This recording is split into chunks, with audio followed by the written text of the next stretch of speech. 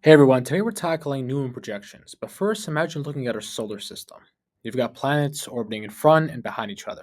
That's exactly what a Newton projection is. We're looking straight down a carbon carbon bond, like looking through two orbiting planets. The front carbon is the dot in the center, and the back carbon is the circle, like two planets with their moons orbiting around them. Now, let's look at this problem.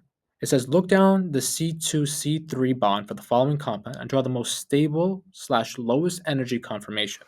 So the first and foremost, we have to draw the Newton projection for this molecule. Before we do anything, we have to number our carbons. That's carbon 1, carbon 2, carbon 3, carbon 4.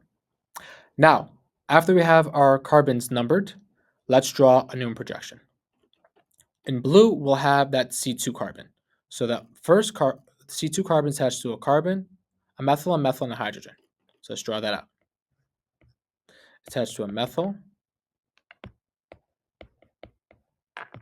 attached to a methyl, and a hydrogen. And then the carbon behind it, which is C3, is attached to what? It's attached to a methyl, hydrogen, and hydrogen. So let's draw that now.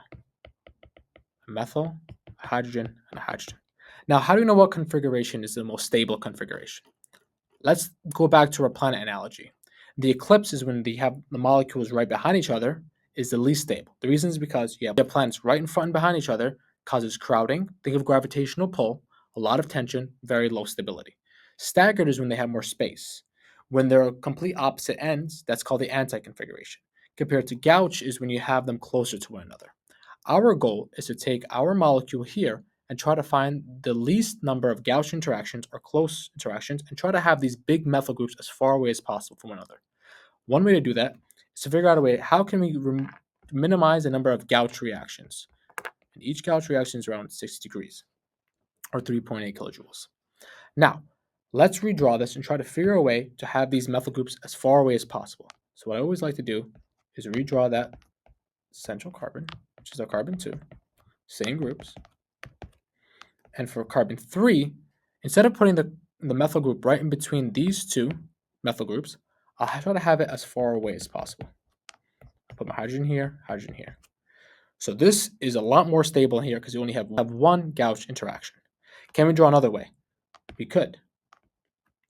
Let's have our group right here, CH3, CH3, hydrogen, draw a circle. So instead of having it here, let's have the group right here, CH3, hydrogen, hydrogen.